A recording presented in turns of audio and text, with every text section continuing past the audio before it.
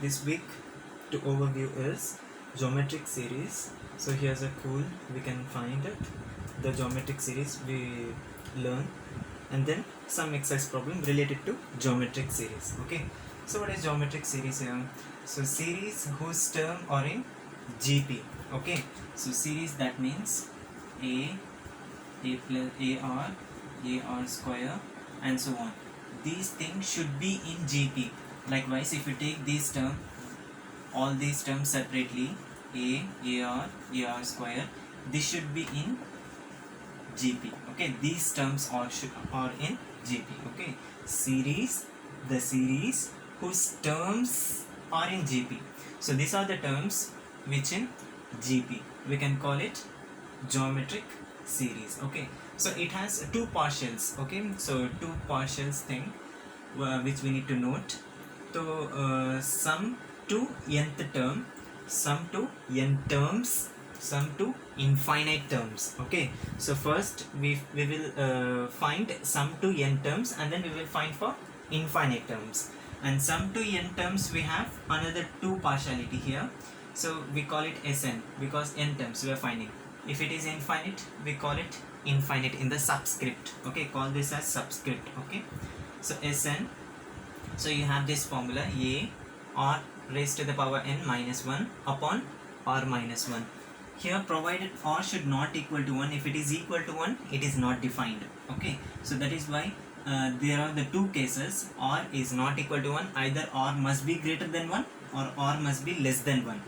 If r is greater than 1, in this case we use this formula, and if r is less than 1, at the time we use this formula.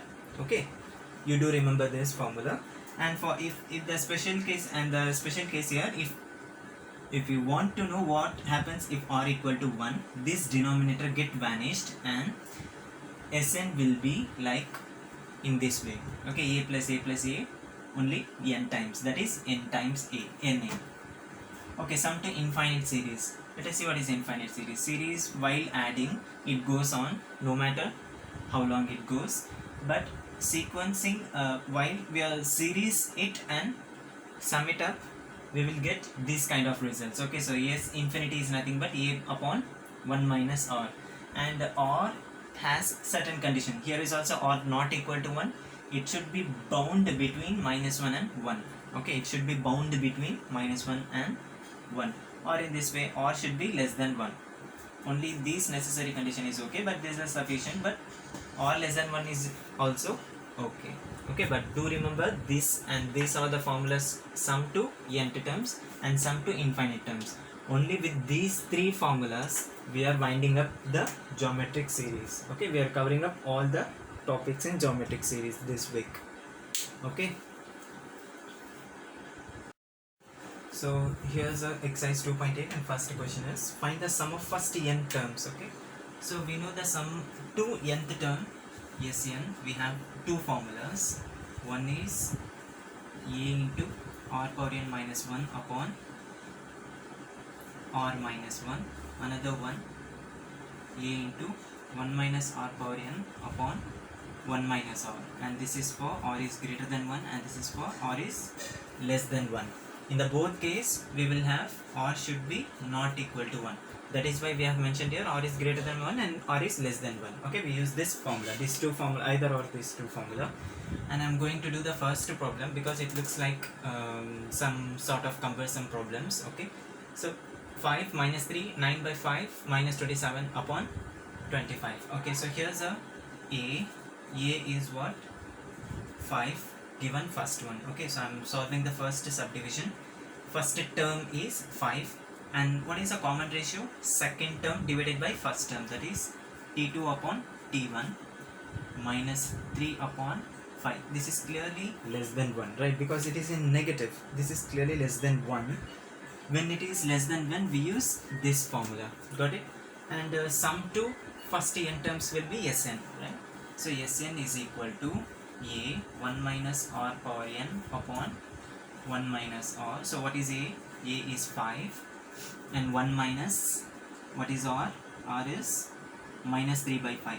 Already minus sign is here, so minus of minus will get plus 3 upon 5 power n upon 1 minus r. 1 minus r is again the same thing which is in the bracket, inside the bracket, 1 plus 3.5. Okay, you just need to simplify this. What will happen? 5 times, just simplify it. 5 1s are 5, 5 plus 3 is 8. 8 upon 5 whole power n upon, is the same thing, 8 upon 5. Okay, so you just need to reciprocal it. So 5 times 5 upon 8 and 8 by 5 whole power n. Oh, I think no. So this n is only for this one. Okay, so make sure that you have to look out for this one, only for r raised to the power n, not for whole n. Okay, so I made a mistake here. It will be as such in the same manner. Okay, so minus 3, here will be minus, again 1 minus minus 3 by 8 whole power n. It will be same as such. Okay, and then in the denominator it is also the same thing, 1 minus minus 3 by 5, right? Minus 3 by 5 whole power n. So what we got so far? 25 by 8, 1 minus minus 3 upon 5 whole power n.